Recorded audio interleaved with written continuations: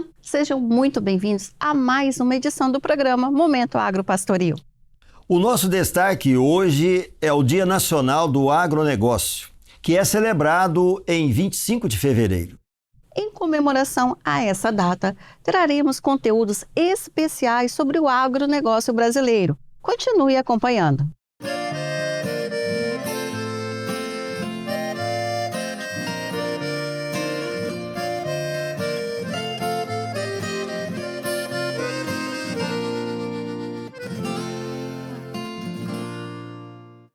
O agronegócio é uma das principais atividades da economia brasileira.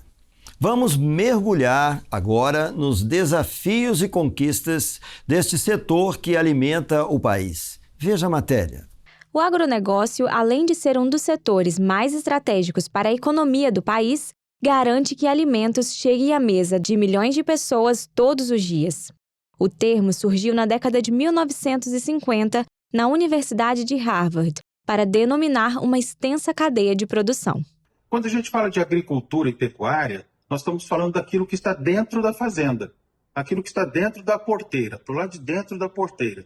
Mas o agronegócio, ele vai além disso. Ele vai aquilo que está antes da porteira, a produção, por exemplo, de máquinas, implementos, fertilizantes, sementes, todos os insumos que vão ser os componentes para que a produção dentro da fazenda ela possa acontecer. Então, até mesmo assim, o financiamento bancário, o advogado que vai ser usado na preparação, são todas as pessoas que são usadas e os sistemas produtivos que são usados para compor, para apoiar a produção na fazenda e também depois da produção. Todo esse conjunto forma o agronegócio brasileiro. E no centro desse ecossistema está o produtor rural, indispensável para o abastecimento do mercado interno e a representatividade do Brasil no cenário global.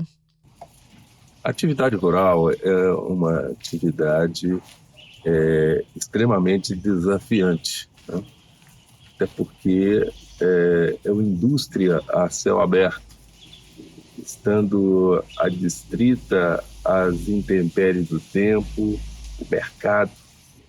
A nossa grande preocupação hoje na atividade é produtividade e minimizar os riscos.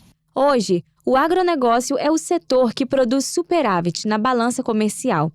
Há cerca de 50 anos, o Brasil era um importador de alimentos, mas à medida em que práticas adequadas foram desenvolvidas na agricultura, o Brasil passou de importador para exportador de alimentos. E por que é importante internacionalmente?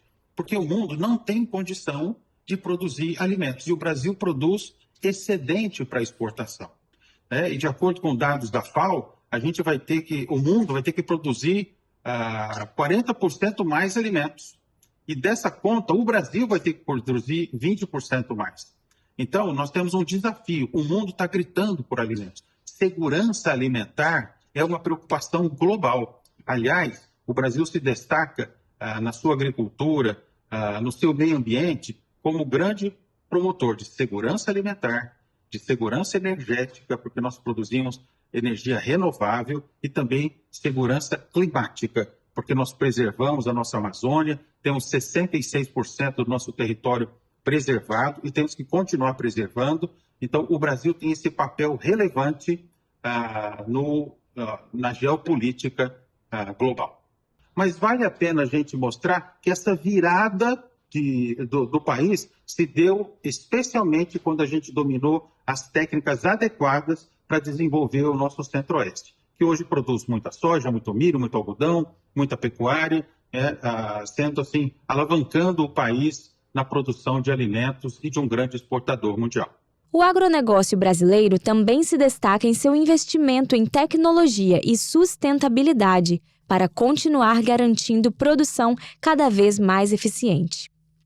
O Brasil é uma grande floresta que usa 8% do território para produzir mais de 350 milhões de toneladas de grãos, usa cerca de 16% do seu território para as práticas pecuárias, e nós podemos ainda produzir mais, né?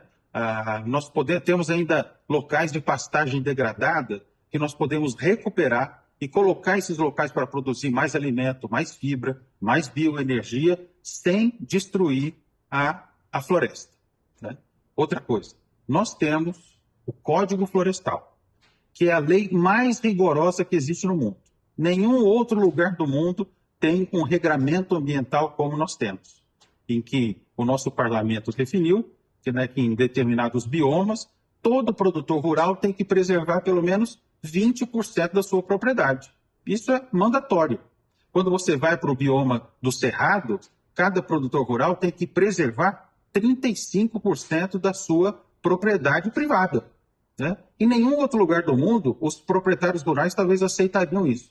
E na Amazônia, né, o Código Florestal determina que da sua propriedade você tem que preservar 80% dela e só pode usar 20% de uma propriedade rural no bioma Amazônia. Então, só por esse regramento, a gente já vê o quanto o nosso país ele tem a preocupação ambiental.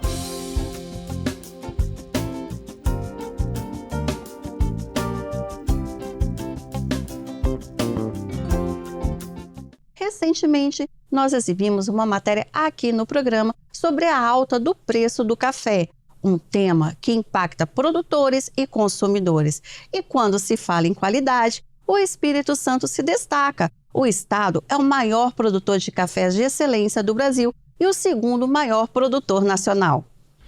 Agora você confere um depoimento exclusivo de Lúcio Demuner, gerente de cafeicultura da Secretaria de Estado da Agricultura do Espírito Santo, sobre a cafeicultura neste estado. A cafeicultura capixaba é a principal atividade agropecuária do Espírito Santo. Para o Espírito Santo, representa mais do que 50% do valor bruto da produção agropecuária.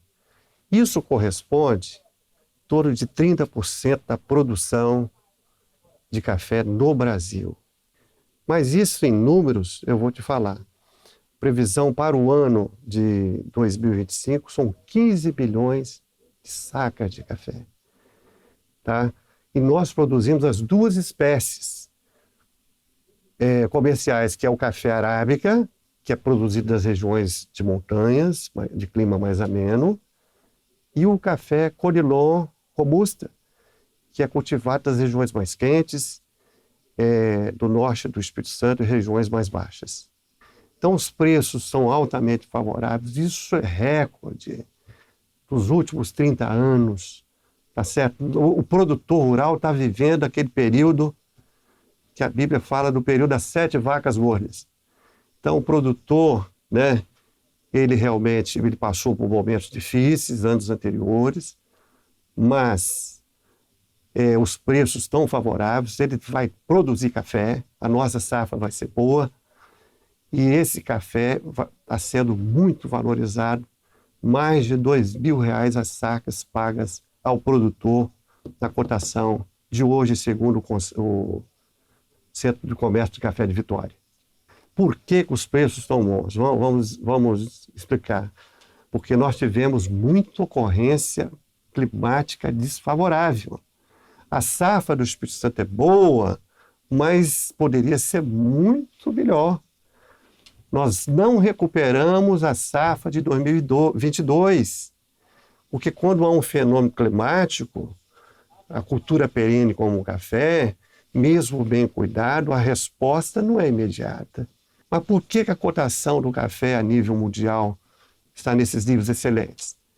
Primeiro que, como eu falei, a safra brasileira, ela ainda pode melhorar muito, ela ainda não atingiu o nível, a expectativa que se quer, devido a fenômenos climáticos, de seca. A safra de 23, nós tivemos aqui problemas de alta temperatura.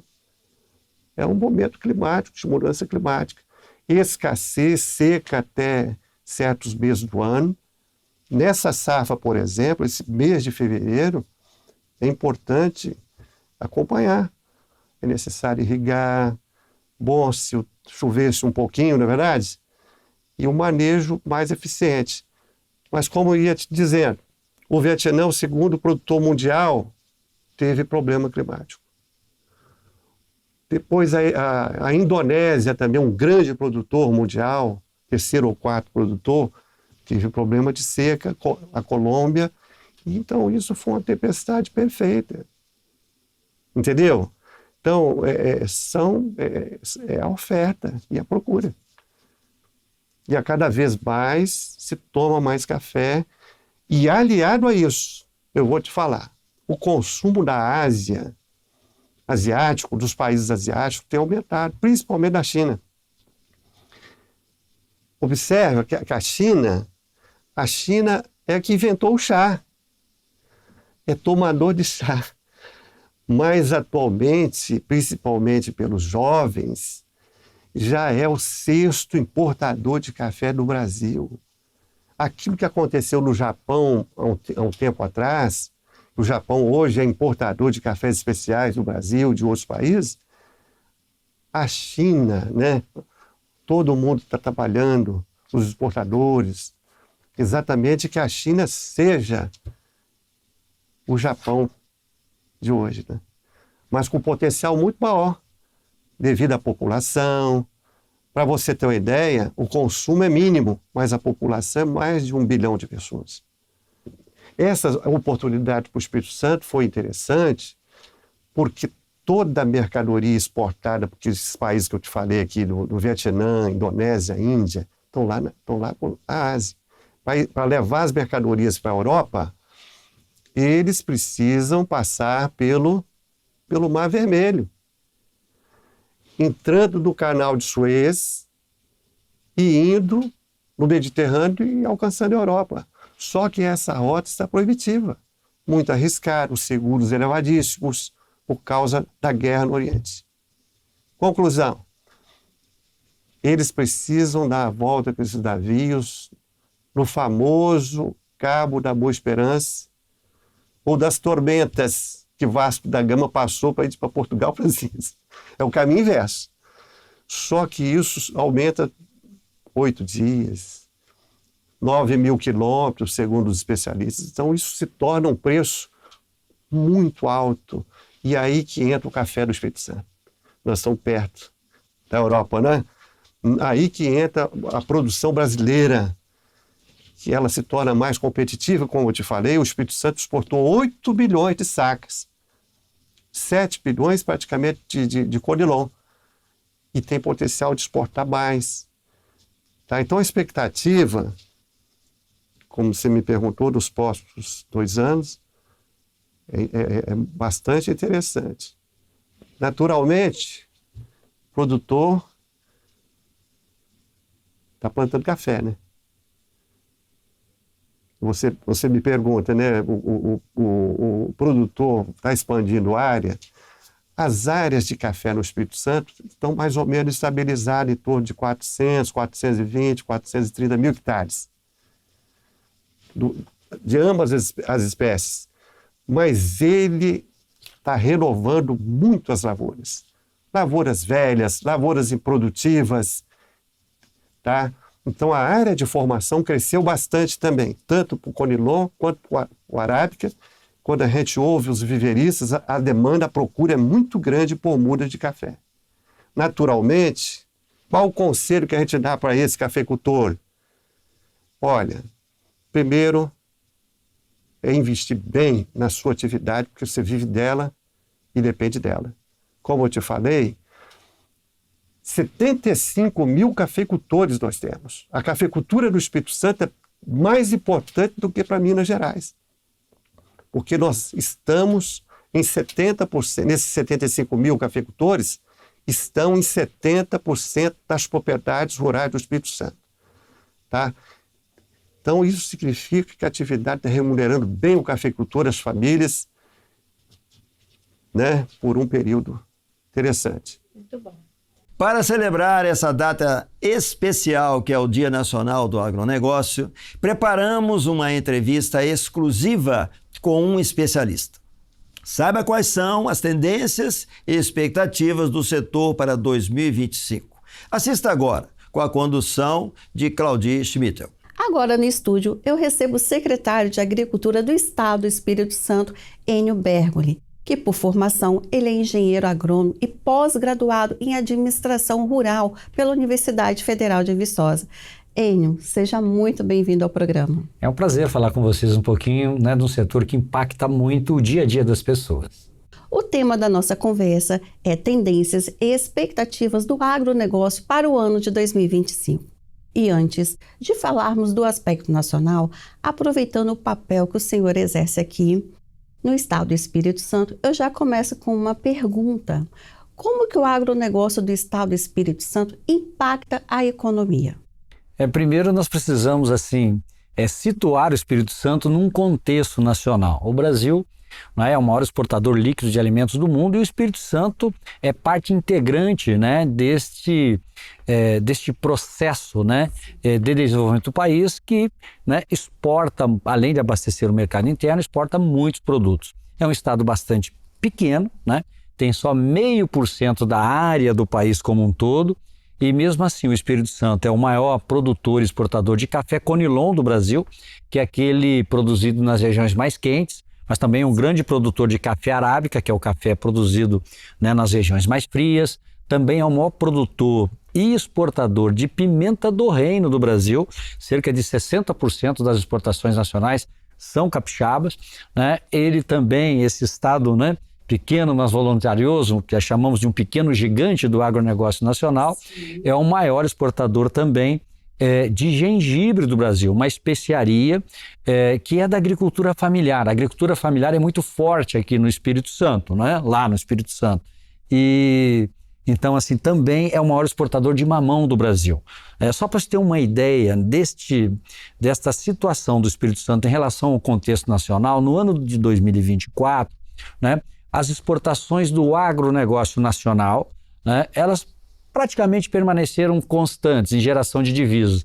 Na verdade, teve um decréscimo de 1,3%, enquanto as exportações de produtos do Espírito Santo, representados pelo café, pela celulose, pelo gengibre, pelo mamão, pela pimenta do reino, por pescados, por chocolates, por carne bovina, por etanol, aqui nós tivemos um desempenho 69% superior. Enquanto o Brasil estava estabilizado, ou estabilizou as exportações, nós crescemos muito. Isso é fruto de preços bastante compensatórios, razoáveis, para os nossos principais produtos aqui do Espírito Santo. E no contexto nacional, em que as grandes exportações consistem no complexo soja, milho, grãos como um todo e pecuária bovina, ao longo do ano nós tivemos preços não tão satisfatórios. Aqui nós tivemos um aumento de volume exportado e também de valor exportado. No Brasil, houve, digamos uma paralisação. Não houve tanto crescimento, até decrescimento. Então, o Espírito Santo no último ano caminhou um pouco acima em termos de indicadores em relação ao agronegócio nacional.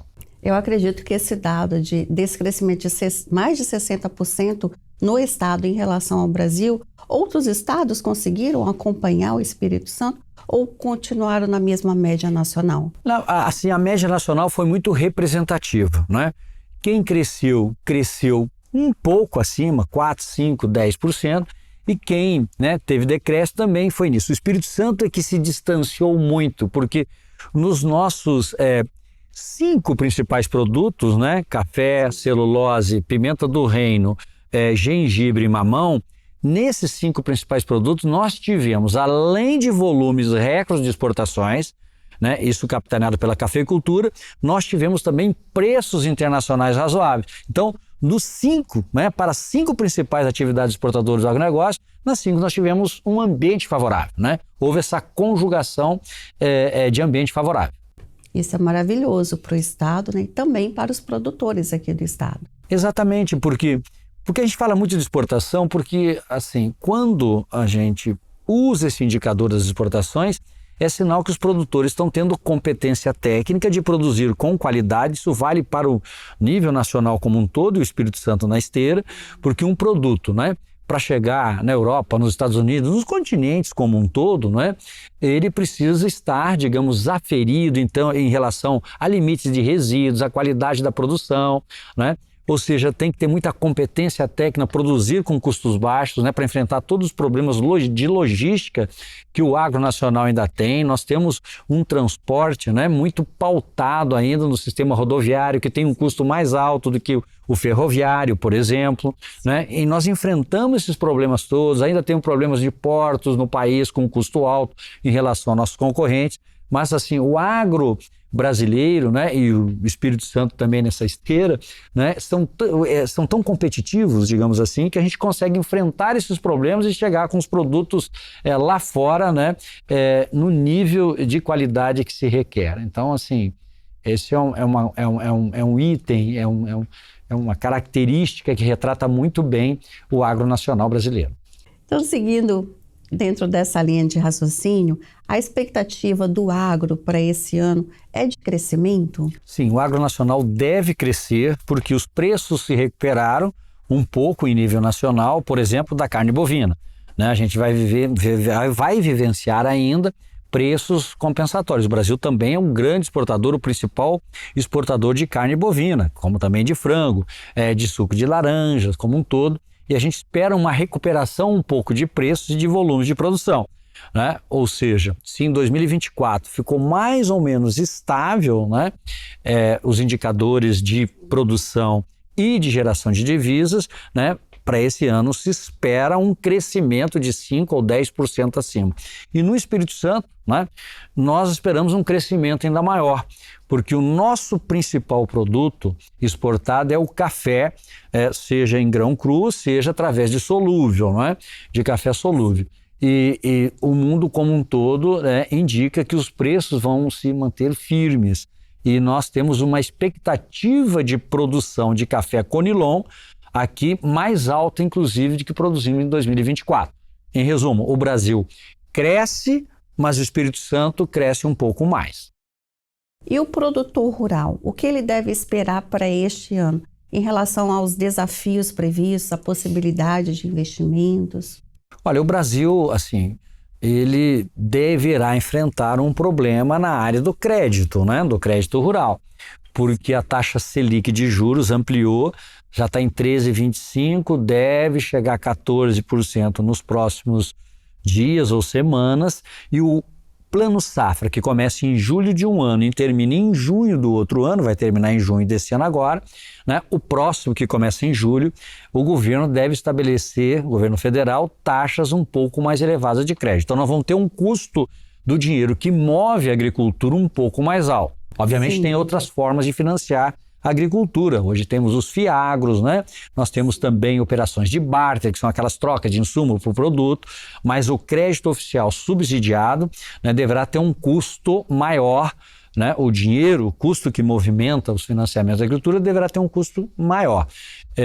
No Espírito Santo nós estamos estabelecendo algumas linhas de crédito com recursos do orçamento do governo do estado, né? Nós temos, por exemplo, uma agricultura que tem que ser resiliente, né? Lançamos, inclusive, há poucos dias, uma linha de crédito com taxas muito abaixo da taxa Selic, que hoje está em 13,25%, com 4% se pagar em dia para o pequeno produtor, ao ano fixo de juros, e 6% para agricultores de médio e grande porte, para que armazenem água para irrigação, né? A irrigação é uma tecnologia de defesa a essas mudanças climáticas cada vez mais presentes. É uma das formas de defesa, além de cultivo protegido, em que a gente tem que avançar um pouco mais. Agora, falando do ponto de vista do consumidor, quais são as tendências e quais as exigências para os produtores para atender um consumo cada vez mais refinado? Essa pergunta é extremamente importante, né?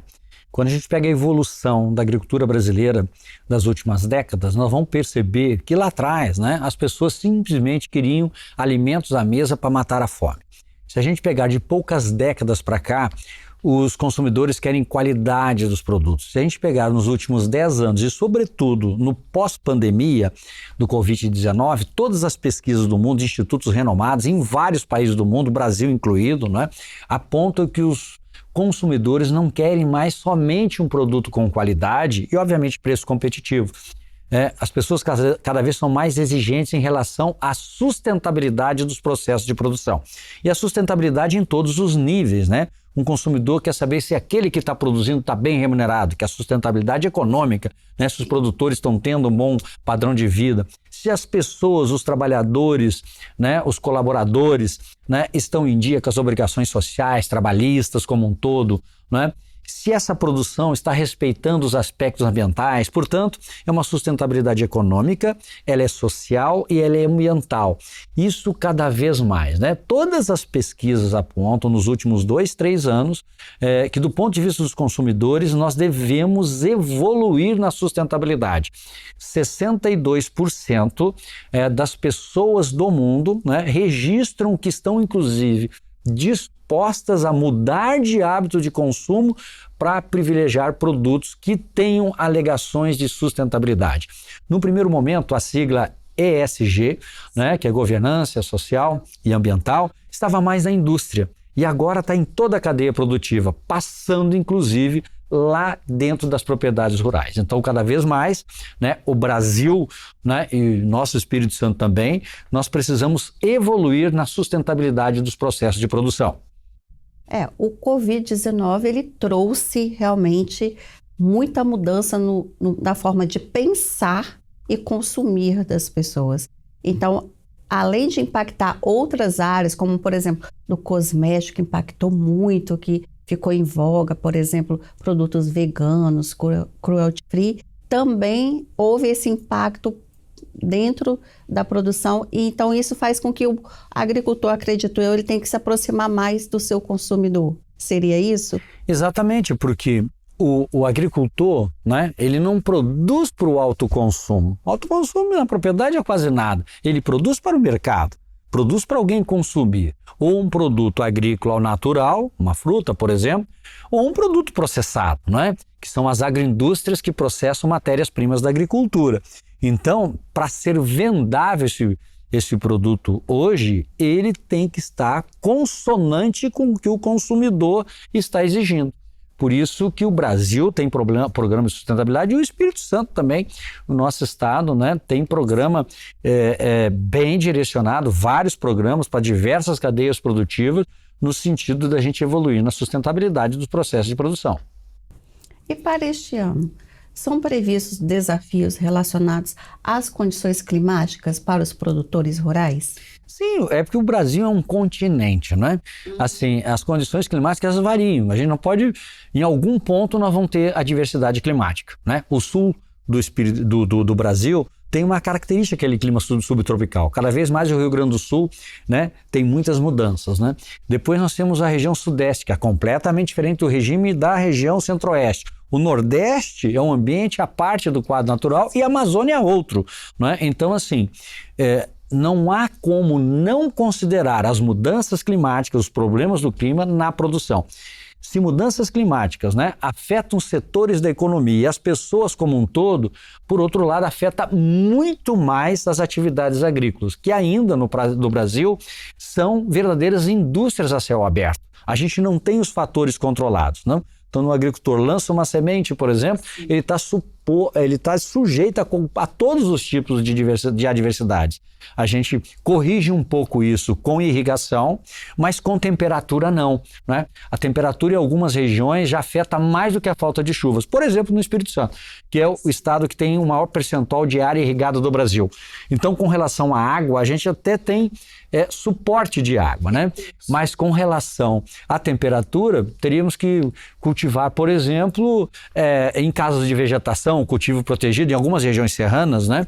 No Brasil e no Espírito Santo, nós temos, né, cultivo protegido, mas isso só vale para hortaliças, algumas frutas. A grande parte da nossa agricultura, das nossas atividades agropecuárias é a céu aberto, sujeita a todos os intempéries. Então, é muito difícil estimar onde vai dar o problema, mas com certeza nós vamos ter problemas em várias partes do Brasil, porque o nosso Brasil, né, é um continente.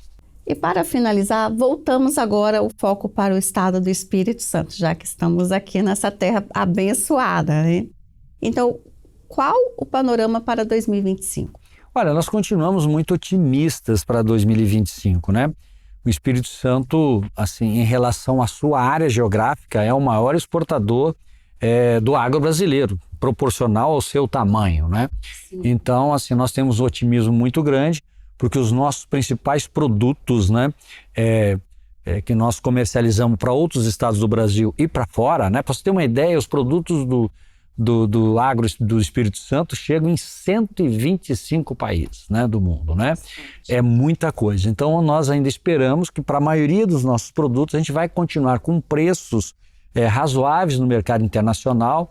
Nós temos programas sólidos de sustentabilidade no Espírito Santo, então nós não estamos tendo dificuldade de comercialização nos diversos continentes como um todo. Obviamente, pelo nosso tamanho, né, o Espírito Santo ele não tem dimensão territorial para sermos os maiores nas cadeias produtivas. Mas mesmo assim, somos os maiores produtores de diversas cadeias produtivas e mesmo naquelas que a gente tem pequena participação, por exemplo, carne bovina, que normalmente está associado a áreas maiores, ao centro-oeste, centro-sul do Brasil, nós vamos continuar exportando qualidade de carne. Aliás, Nelore, que é o boi do Brasil, onde tem mais de 80% do fornecimento de carne vem dessa raça, o Espírito Santo teve aí um criador do Espírito Santo com uma melhor, digamos assim, melhor qualidade de carne do Brasil. Então, assim, os nossos produtos eles têm bons apelos e esperamos continuar nessa esteira de gerar cada vez mais renda, sobretudo para quem está lá na base de produção,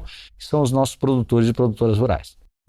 Secretário, quero agradecer a sua presença aqui, que nos trouxe assuntos muito importantes, pertinentes ao Estado do Espírito Santo, mas também do Brasil. O agro do Brasil tem uma representação muito forte no exterior e eu quero te agradecer por compartilhar essas informações conosco e com os telespectadores. Estamos à disposição. No final do ano de 2025, a gente volta aqui para aquilo que a gente previu. Será que aconteceu? Eu espero que aconteça, porque o cenário é de otimismo para o Espírito Santo e para o Brasil.